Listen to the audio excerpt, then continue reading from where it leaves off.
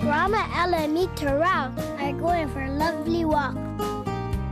She always has a story to tell, and I love to hear her talk. Hand in hand will always be. I'm forever looking around. You never know what I will see. Robin, look what I found.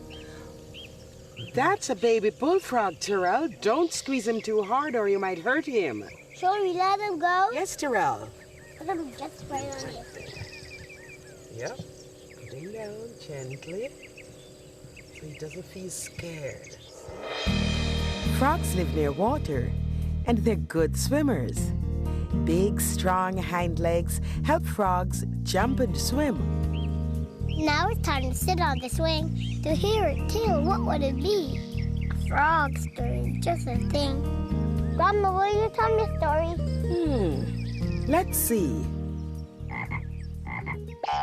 Handsome Freddy, you had better start looking before you leap, said Stubby Toad. All that jumping is going to get you into trouble one of these days. I can only jump, answered Freddy. How do you expect me to get around? Well, you better be careful. Hopping here and there willy-nilly is definitely not a good idea.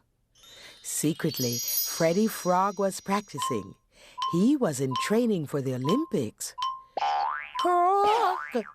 He shouted as he leaped high in the air. He landed in the very top of the spindly branches of the spruce tree at the edge of the pond. "Oh, my goodness!" exclaimed Stubby Toad. "That frisky frog has really done it this time." "Oh, my!" cried Freddy. "I wish I had been more careful." His cousin Sally Snake came out of the shade to see what all the fuss was about. "Just to slither out on the branch like I do," she said, and let yourself drop." Freddy did exactly that.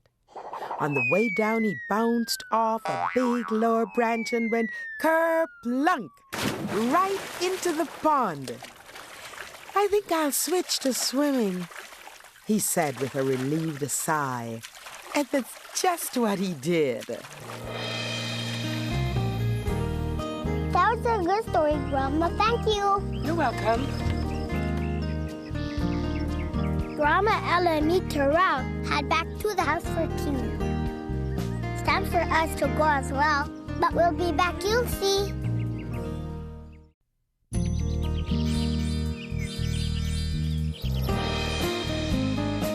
Grandma Ella and me, Terrell, are going for a lovely walk. She always has a story to tell, and I love to hear her talk. Hand in hand will always be. I'm forever looking around. You never know what I will see. Grandma, look what I found. Why, Terrell, you found a dog tag. What's a dog tag? A dog tag is the tag that hangs off the collar that fits around a dog's neck.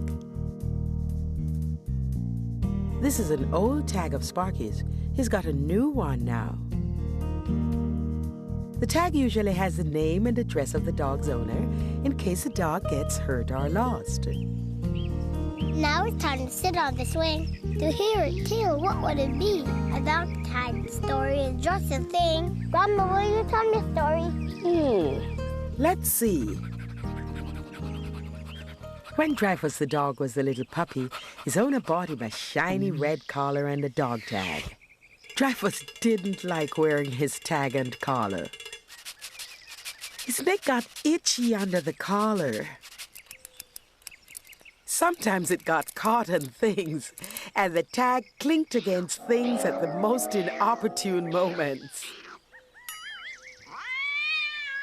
When Dreyfus got upset about his collar, he would go out to the fields for a run. On this day, he ran and ran as fast as he could. Soon Dreyfus started to feel better. But when he stopped running, he realized he didn't know where he was. Dreyfus looked left and right. He wasn't sure which way to go.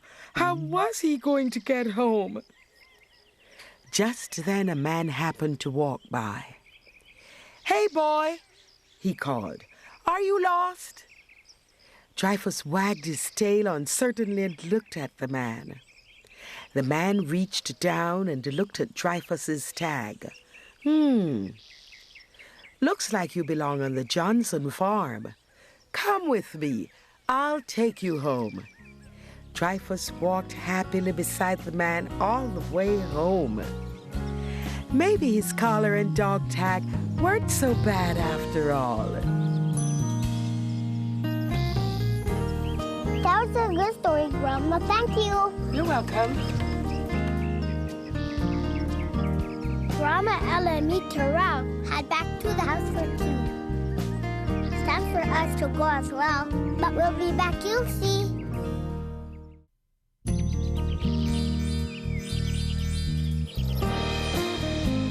Grandma, Ella, and me, Terrell, are going for a lovely walk. She always had a story to tell, and I love to hear her talk. Hand in hand will always be, I'm forever looking around. You never know what I will see. Grandma, look what I found. Why, Terrell, that looks like a cat toy. Why do cats need toys? Kittens and cats have lots of energy.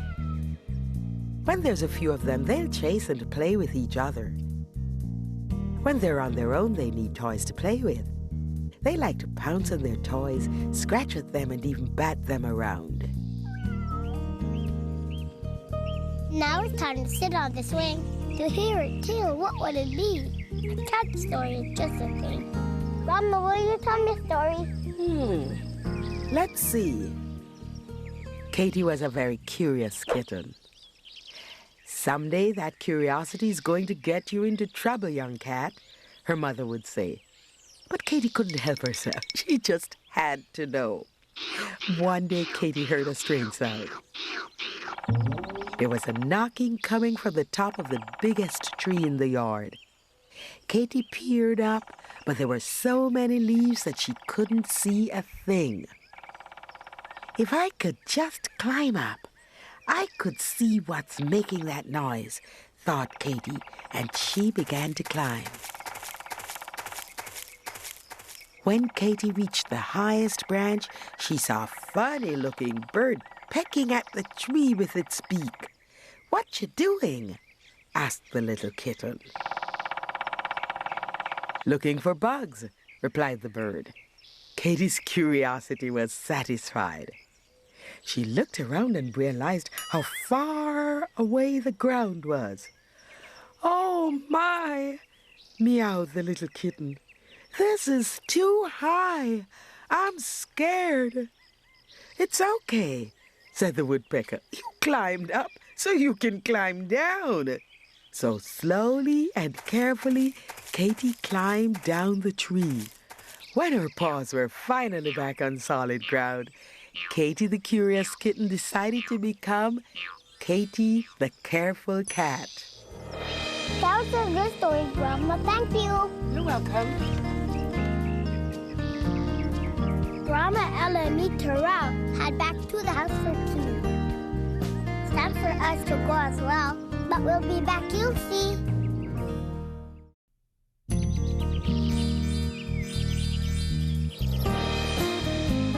Grandma, Ella, and me, Terrell, are going for a lovely walk. She always had a story to tell, and I love to hear her talk. Hand in hand will always be, I'm forever looking around. You never know what I will see. Grandma, look what I found. Why, Terrell, you found a salamander. Where does he live? Salamanders live in dark, damp places. Maybe we should let him go home. Yes. There are other kinds of salamanders that are brightly colored. They live on the rocks or in the forest. They all like to eat bugs and insects. Now it's time to sit on the swing to hear it too. What would it be? A salamander story is just a thing. Grandma, will you tell me a story? Let's see. Sal the salamander was dark and slippery and very small. He lived in the dark, usually on the rocks or old logs. Matter of fact, bright sunny days were not good for Sal's health. One day, Sal was lying in the dark, wet earth under a nice rock near the garden. Suddenly the rock was lifted from above and sunlight poured down on Sal. Before he could run, a little boy's hand reached down and scooped him up. The hand felt dry against Sal's slippery skin. Sal felt himself moving along in the hand and then being slipped into a cold jar. Sal lay very quietly at the bottom of the jar. The boy gave the jar a little shake, but Sal didn't move. "You don't look like a very happy salamander," said the boy. "Maybe I should let you go." Suddenly the top of the jar came off, and Sal felt himself sliding gently to the warm, wet ground. Quick as a wink, Sal buried himself in the dark, damp earth. Sal was happy knowing that the little boy who had caught him had learned that it's okay to look at creatures, but it's best to leave them alone. Phew! That was a good story, Grandma. Thank you. You're welcome. Grandma, Ella, and me, Terrell, head back to the house for tea. It's time for us to go as well, but we'll be back, you'll see.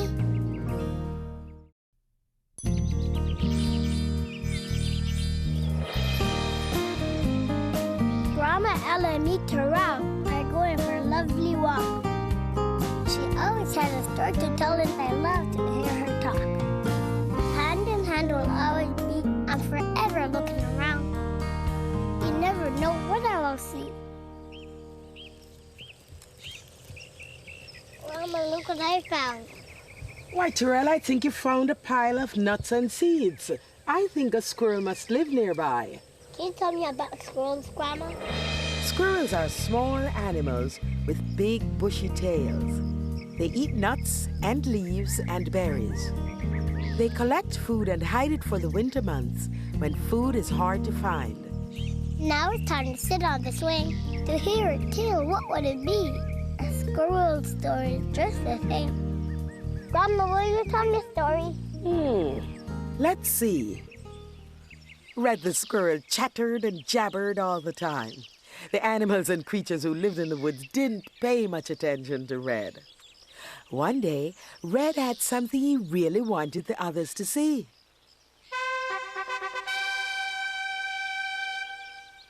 Mother Nature has put on a great show this year, called Red in a loud, chattery voice. Take a look! Black Bear was sleepy and grumpy. "I have to den up for winter," he mumbled. "I have no time for shows." "My youngsters have to finish their flying lessons," said Gale Goose. "We have to fly south. We're much too busy." Chip Chipmunk scooted across to his hole. Sorry, no time for a show. Mother Nature is the best artist there is. Look at all the leaves she has painted. But it's no good if no one has time to see the show. Red chattered to himself sadly. Just then a little boy with a bag of nuts sat down at the bottom of the tree. "Ooh, look at how beautiful those fall colors are," said the boy. "How about sharing some nuts with me, little guy?" the boy asked Red. And so Red and the little boy sat quietly, enjoying the nuts and Mother Nature's fall show. That was a good story, Grandma. Thank you. You're welcome. Grandma, Ella, and me, Terrell, head back to the house for tea. It's time for us to go as well, but we'll be back, you'll see.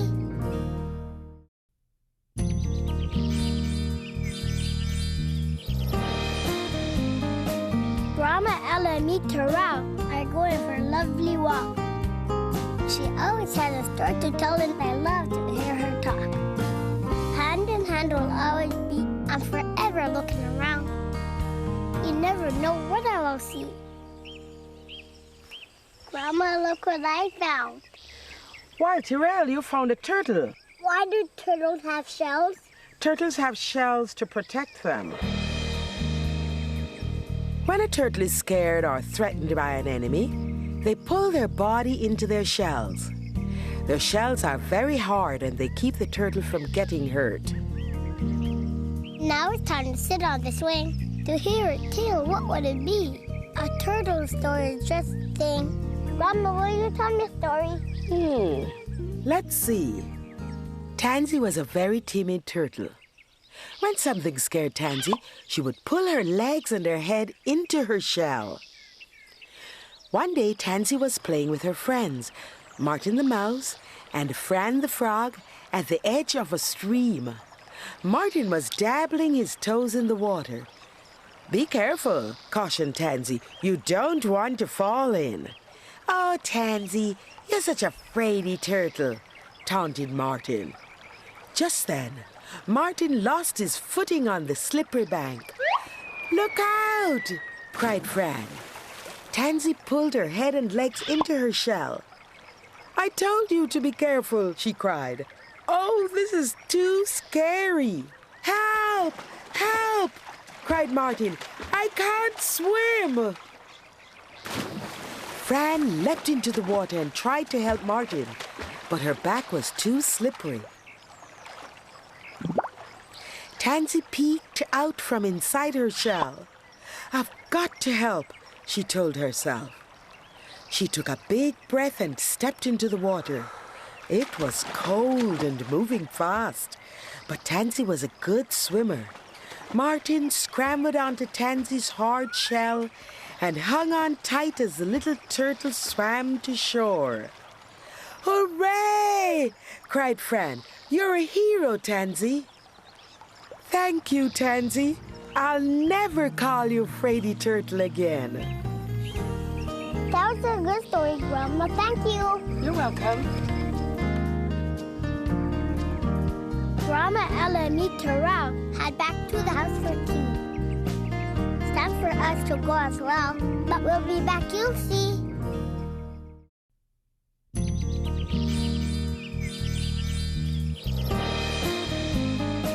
Grandma, Ella, and me, Terrell, are going for a lovely walk. She always had a story to tell, and I love to hear her talk. Hand in hand will always be. I'm forever looking around. You never know what I will see. Grandma, look what I found. Why, Terrell, you found a feather. Why do birds have feathers? All birds have feathers. It helps them to fly, and it keeps them warm. Feathers also help a bird to float on the water and attract other birds. There are lots of different kinds of feathers and lots of different kinds of birds. Now it's time to sit on the swing. To hear it tell, what would it be? A feather story is just a thing. Grandma, will you tell me a story? Let's see. Charlie the chicken wandered around the barnyard looking very unhappy. "Scratching and pecking is downright boring," Charlie thought to himself. "I wish I was a different kind of bird." Charlie watched the barn swallows flying into and out of the barn. "I wish I could fly like the swallows," he muttered. "Don't be silly, dear. Chickens don't fly," said his grandmother Alice. "Yeah, I know," Charlie sighed. "I bet it would be fun to go swimming on a hot day," Charlie said as he watched the ducks on the pond. "Don't be silly, Charlie. Chickens can't swim," peeped little Betty Ann Chick. "Yeah, I know," Charlie sighed. But instead of another sigh, a strange sound came out of his beak. It sounded like cock-a-doodle-doo. Charlie's mother looked over at him with pride. "You're going to be the best rooster this barnyard has ever seen." Rooster, squawked Charlie. I'm a chicken. Boy chickens grow up to be roosters, answered his mom, and the rooster is in charge of waking the whole farm every morning.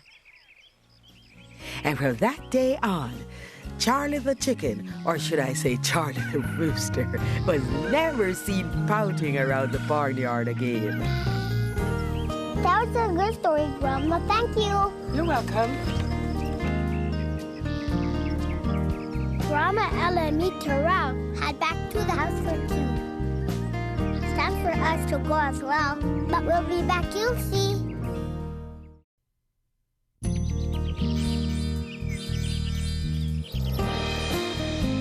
Grandma, Ella, and me, Terrell, are going for a lovely walk. She always has a story to tell, and I love to hear her talk. Hand in hand will always be. I'm forever looking around. You never know what I will see. Grandma, look what I found. Why, Terrell, you have a fallen bird's nest. How do birds make nests, Grandma? Birds find twigs and bits of grass and take them to their tree.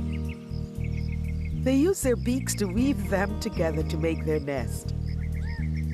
Then they put soft feathers inside to make it nice and warm and cozy. Now it's time to sit on the swing. To hear a tale, what would it be? A nest story is just a thing. Grandma, will you tell me a story? Let's see. Justin was very good at climbing trees. One day, when Justin was daydreaming in a big old maple tree, a little bird flew onto the branch beside him. The little bird started pulling on a piece of Justin's hair. "Hey, that hurts!" cried Justin. "So sorry," said the little bird. "I didn't realize it was still attached to your head." "That's okay," said Justin. "What are you doing anyways?"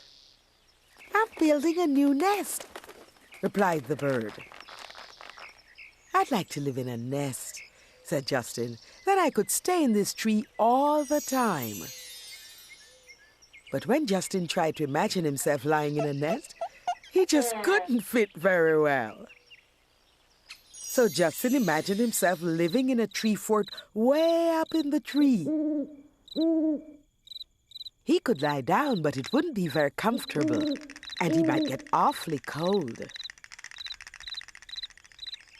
So Justin imagined himself in a house perched in the branches of the tree. But the house was too heavy, and it pulled the tree branches right down to the ground. "I guess there's no way for a boy to live in a tree all the time," chirped the little bird. "But you can visit any time." And that's precisely what Justin did. That was a good story, Grandma. Thank you. You're welcome. Grandma, Ella, and me, Terrell, head back to the house for tea. It's time for us to go as well, but we'll be back, you'll see.